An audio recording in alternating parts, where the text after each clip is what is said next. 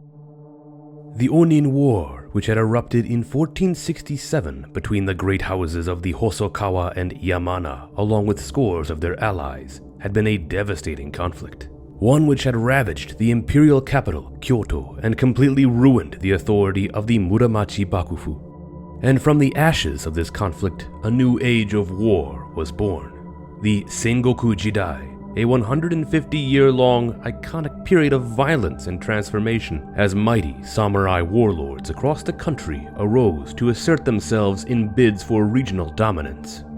But in the early years of this new era, key figures would be responsible for helping to turn the established order onto its head, as warrior leaders of lower status would rise to usurp power, rallying powerful armies to their side while leading campaigns to subjugate their rivals. These were the first of the ambitious Sengoku Daimyo, the great names of the age who would shatter the preconceptions of lord and domain. And perhaps there is no greater of the early Sengoku Daimyo than that of Hojo Soun, a commander so brilliant and influential that his efforts would establish a powerful new warrior family who would dominate the Kanto region for nearly a century. But even longer lasting, a legacy which has served to influence and define the ambitious leaders of this warring period. This is his story.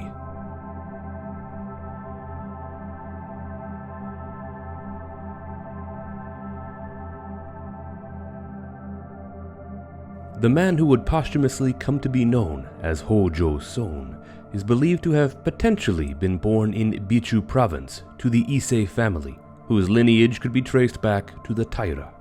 His origins remain somewhat obscure, however, with the actual date of his birth falling into dispute, laying somewhere between the accepted possible dates of 1432 and 1456. Throughout his life, he would come to be known by a number of different names, such as Shinkuro, Moritoki, Nagauji, and Sozui, among others. There appears to be different interpretations regarding the names he used, with different ideas about when the names were used and who used them with him.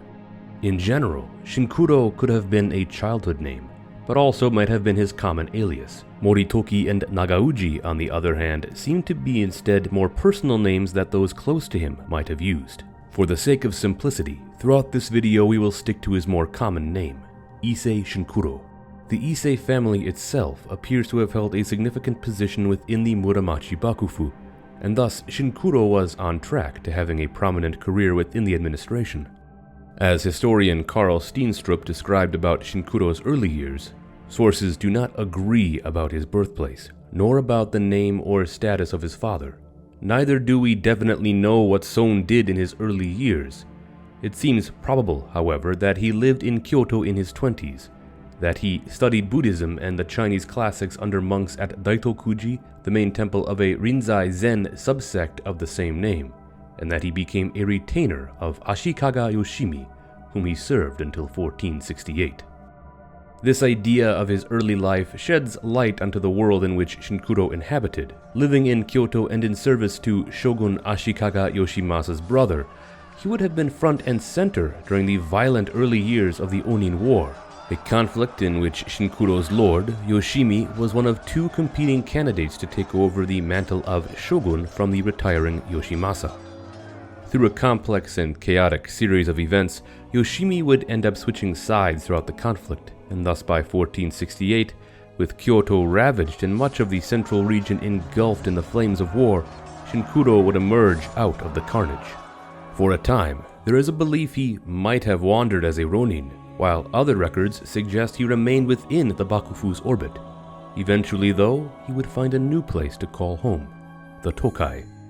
The Imagawa clan of Suruga had emerged as one of the most prominent forces in the region, and one which Shinkuro is believed to have formed connections with during his time in the capital. By the late 1470s, a succession dispute within the Imagawa threatened to destroy the family, following the death of Imagawa Yoshitada. It is believed that Yoshitada had been wed to Shinkuro's sister, Kitagawa Dono, with whom they had a son, Tatsuomaru. Yet, in the wake of Yoshitada's death, a rebellious Imagawa commander, Oshika Norimitsu, along with his allies, attempted to wrestle power away from the rightful Imagawa heir. Shinkuro is thought to have potentially played a significant role in the mediation of this conflict, being that he was Tatsuomaru's uncle. Some even suggest he might have been sent by the Bakufu itself. Stories say that it was through his efforts that an agreement was reached in which Norimitsu would act as guardian over Tatsuomaru until the boy came of age to rule in his own right. Now, it should be noted that some historians have called Shinkuro's involvement here into question, based on his potential age at the time. Some believe he might have been too young to be orchestrating a major peace agreement like this. Yet with such a close family connection, it might not be entirely unplausible. Regardless whether or not he would be involved in this moment, his relationship with the Imagawa was far from over. If you want to learn more about the situation of the Imagawa and wider story of the family, I recommend checking out the clan history video I made about them. But as for Shinkuro, following the mediation of the Imagawa dispute, he returned to Kyoto where he appears to have spent some more time serving the Bakufu. He would even come to wed a daughter of Ogasawara Masakyo, with whom he would have his first son, Ujitsuna, in 1487. That same year, however, Shinkuro would return back to the Tokai, as the settlement made within the Imagawa had not panned out. Several years earlier, upon Tatsuomaru's coming of age, Oshika Norimitsu had not relinquished power back to him as was intended. Thus, Shinkuro would eventually make his way back to Suruga to aid once again. Upon his arrival, he was able to rally a force together of loyalists who turned the tide against the usurper. Norimitsu would be soundly defeated, and Tatsuomaru would be able to take his rightful position atop the clan, becoming known as Imagawa Ujichika. Shinkuro, for his ardent support, was awarded Kokukuji Castle and some land near the border of Izu. Officially, he had become an Imagawa vassal. Some have even come to suspect that he had become a Shugodai at the time, serving under the actual provincial Shugo lord of the province, Ujichika. Shinkuro's power and influence was now steadily on the rise. From working within the Bakufu to now being a prominent landholder in Suruga, it was only a matter of time before a new opportunity came his way, one which would further his ambition. Within 5 years, Shinkuro's gaze was fixed upon that of Izu province. It was here that the troublesome Ashikaga Chachamaru had created chaos in the province through rebelling against his family. Although Shinkuro was a vassal to the Imagawa, he could not ignore the opportunity to send forces into Izu, aiming to subjugate the province for himself. By the early 1490s, he would initiate a cunning campaign. There appear to be competing theories of how Shinkuro's invasion of Izu progressed, with one tale detailing how he may have taken advantage of Chachamaru's forces being absent fighting in the Kanto, while another story suggests he might have been able to persuade the local warriors of Izu to join him by instituting policies aimed at building back the stability of the land that Chachamaru had eroded. Regardless of what means he really took, the Izu campaign would ultimately result in Shinkuro's victory, as Chachamaru was driven into hiding and would eventually end his own life. While this was all happening, Shinkuro was also busy in the east, lending his expertise to Ujichika, who was focused on pushing his influence into Totomi. He had become a very busy man, aiding his lord while also building a domain all for himself. Shinkuro's rise has often been described as one of the primary early examples of Gekkokujo, which would become prevalent throughout the Sengoku period. Gekkokujo meaning the lower toppling the higher.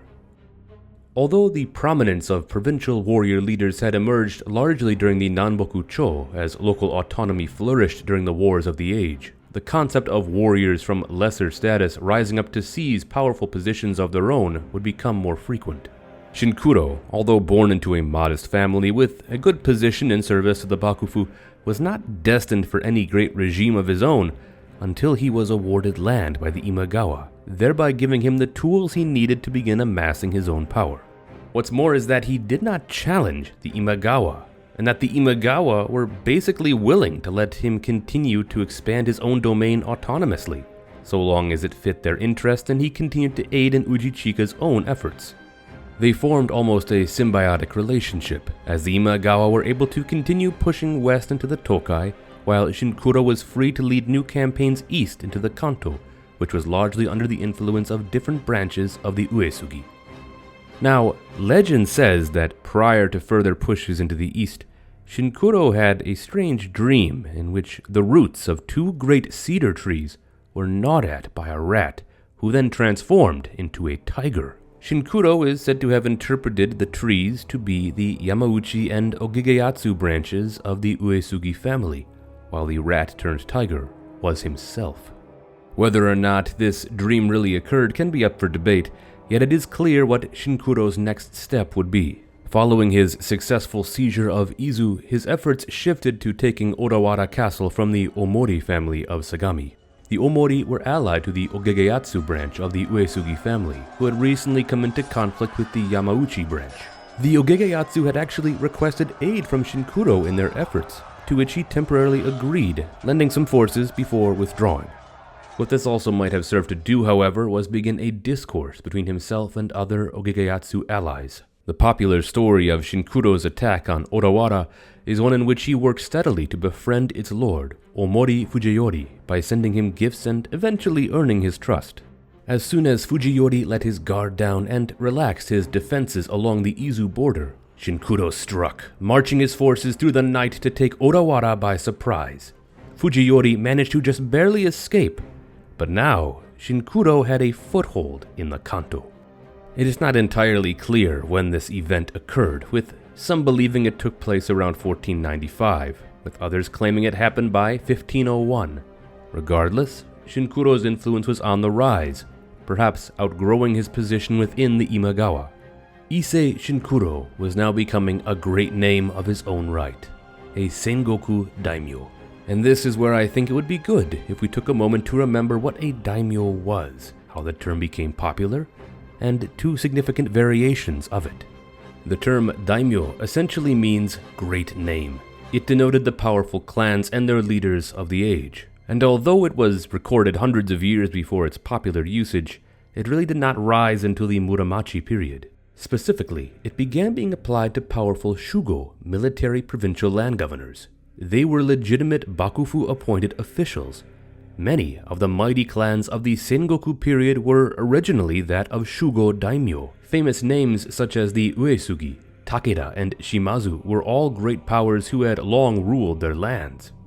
Yet as the power dynamics began to shift, notably during the Nanboku-cho and even more so in the wake of the Onin War, lesser figures began to assert themselves as well. Such was Ise Shinkuro. This is where we begin to see the origins of the Sengoku Daimyo. As Constantine Vaporis in the Samurai Encyclopedia states, the Onin War weakened the authority of the shogunate and most of its shugo daimyo.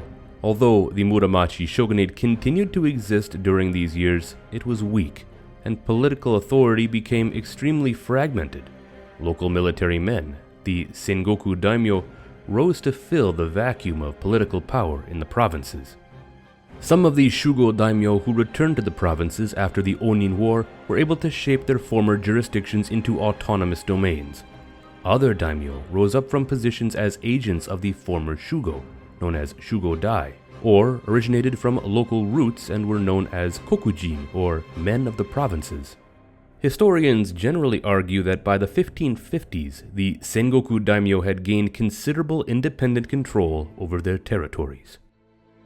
So as you can see, Sengoku Daimyo arose not only from ambitious Shugo Daimyo, but also from men of lesser status who were able to capitalize on the chaos and instability of the times. They had become essentially autonomous from any higher governing power, such as the Bakufu itself.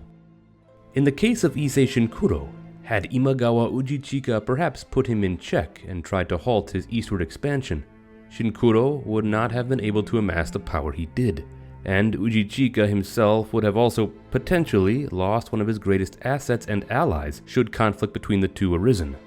That didn't happen, however, and by the early 1500s we can see that Shinkuro had largely become a separate entity from the Imagawa, and thereby had become a daimyo by his own hand.